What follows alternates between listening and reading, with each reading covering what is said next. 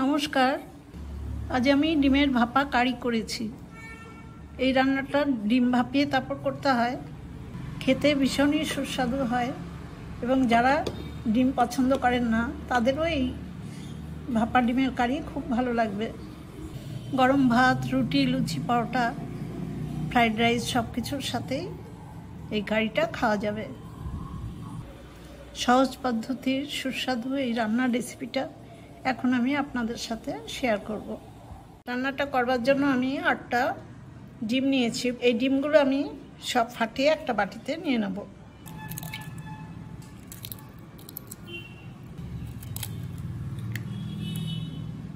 আটটা ডিমই ফাটিয়ে নিয়েছি। এই ফাটানো ডিমের মধ্যে আমি 1/2 চামচ লবণ আর 1/2 চামচ গোলমরিচের গুঁড়ো দিলাম। এবার লবণ আর গোলমরিচের গুঁড়োটার সাথে ডিমগুলো খুব ভালো করে ফেটিয়ে নেব। লবণটা ভালো করে না মেশালে কিন্তু এক জায়গায় দলা হয়ে থাকবে। ডিমগুলো ভালো করে ফেটিয়ে নেওয়া হয়ে গেছে। এবার একটা একটু উঁচু প্লেট মতো নিয়েছি বা থালা, ছোট সাইজের, এতে আমি ফেটানো ডিমটা ঢেলে দেবো। আর তার আগে কিন্তু আমি এই রান্নাটা সর্ষের তেলে করব বলে থালাতে একটু সর্ষের তেল মাখিয়ে নিয়েছি। ডিমটা ভাপানোর পরে তাহলে ডিমটা খুব ভালো উঠে আসবে। এই থালার মধ্যে ডিমের গোলাটা পুরোটাই ঢেলে দেব।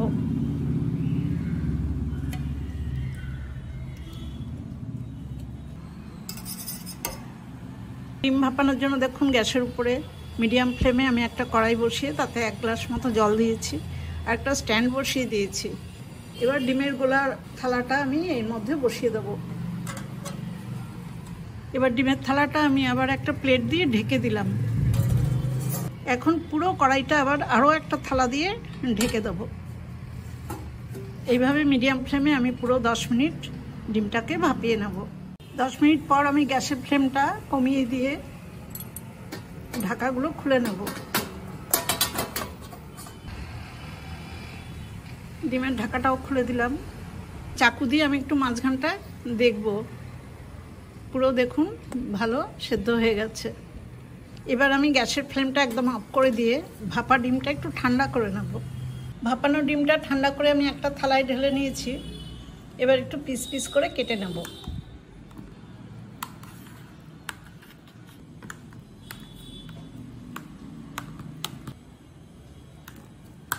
এই পিসগুলো আপনারা আপনাদের পছন্দ মতো কাটবেন, সাইজটা বা শেপটা। আমি স্কোয়ার শেপ দেব না, একটু ডায়মন্ড শেপ দেওয়ার মতো এরকম করে কেটে নিচ্ছি, একটু কোনাকুনি করে।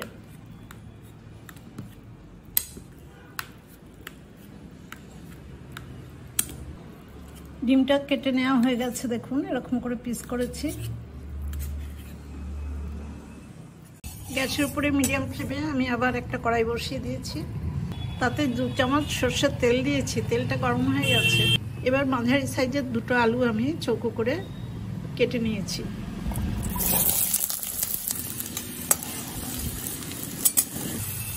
অল্প লবণ আর 1 পিঞ্চ হলুদ দিয়ে আমি আলুটা খুব ভালো করে ভেজে নেব। আলুর টুকরোগুলো খুব ভালো করে ভেজে নিয়েছি। এবার আলুগুলো সব তুলে নেব। আলু ভাজা তুলে নেওয়ার পর আমি যে তেলটা ছিল সেই তেলের মধ্যে ভাপানো ডিমগুলো একটু হালকা করে ভেজে নেব। ভাজা হয়ে গেছে। এবার এগুলো সব আবার আমি নামিয়ে নেব। ডিম ভাজা নামিয়ে নেওয়ার পর আমি আবার কড়াইতে পরিমাণ মতো সরষের তেল দিয়েছি। তেলটা গরম হয়ে গেছে। আমি গোটা গরম মশলা ফোড়নে দিলাম। ফোড়নটা ভাজা হয়ে গেছে। 1 চামচ গুঁড়ো হলুদ জলে ভিজিয়ে রেখেছি আর 2 চামচ বাটা মশলা, 2টো শুকনো লঙ্কা, 1 চামচ জিরে আর 1 ইঞ্চি আদা একসাথে করে বেটে নিয়েছি। এই মশলাগুলো সব তেলের মধ্যে দিয়ে দেবো। মশলার বাটিটা ধুয়ে একটু জল দিয়ে দিলাম। এবার মিডিয়াম আঁচে আমি মশলাটা খুব ভালো করে ভেজে নেব। মশলাটা কিছুটা ভেজে নেওয়ার পর একটা বড় সাইজের পেঁয়াজ আর 4-5টা রসুনের কোয়া একসাথে বেটে নিয়েছি। এই পেঁয়াজ রসুন বাটাটাও দিয়ে দেবো। পেঁয়াজটা আমি মশলার সাথে খুব ভালো করে কষিয়ে নেব। মশলাটা 3-4 মিনিট সময় নিয়ে খুব ভালো করে ভেজে নিয়েছি। এবার 2 টেবিল চামচ ঘরে পাতা দই আমি ভালো করে ফেটিয়ে নিয়েছি, সেই দইটা দিলাম। আর অল্প পরিমাণে লবণ।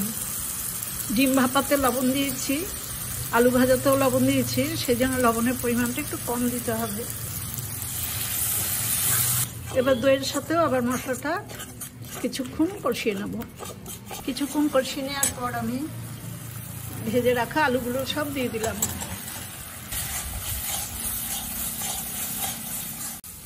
আলু আর মশলা দেখুন আবার কষিয়ে নিলাম, তেল আলাদা হয়ে আসছে।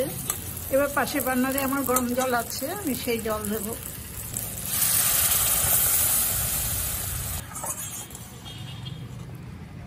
গ্রেভিটা ভালো করে ফুটিয়ে আমি আলু খুব ভালো করে সেদ্ধ করে নিয়েছি।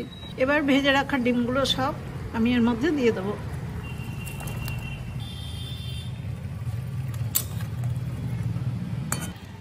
ডিমের টুকরোগুলো সব ডুবিয়ে দিলাম। 3টে কাঁচা লঙ্কা চিড়ে এর মধ্যে দিয়ে দিলাম। একদম লো আঁচেই আমি আবার কিছুক্ষণই রান্নাটা করব। লো আঁচে খুব ভালো করে ফুটিয়ে নিয়েছি। রান্নাটা আমার হয়ে গেছে। যেহেতু এটা ভাপা ডিমের কারি, সেজন্য খুব বেশি গ্রেভি হবে না। এবার সবশেষে আমি 3/4 চামচ কসুরি মেথি দিলাম। এই কসুরি মেথিকে একটু ড্রাই রোস্ট করে হাত দিয়ে ভালো করে কষে তারপর দিয়েছি। এবার গ্যাসের ফ্লেমটা অফ করে দিলাম। স্ট্যান্ডিং টাইমে আমি 2 মিনিটের জন্য ঢেকে রাখবো, তারপর গরম গরম সার্ভ করে দেবো।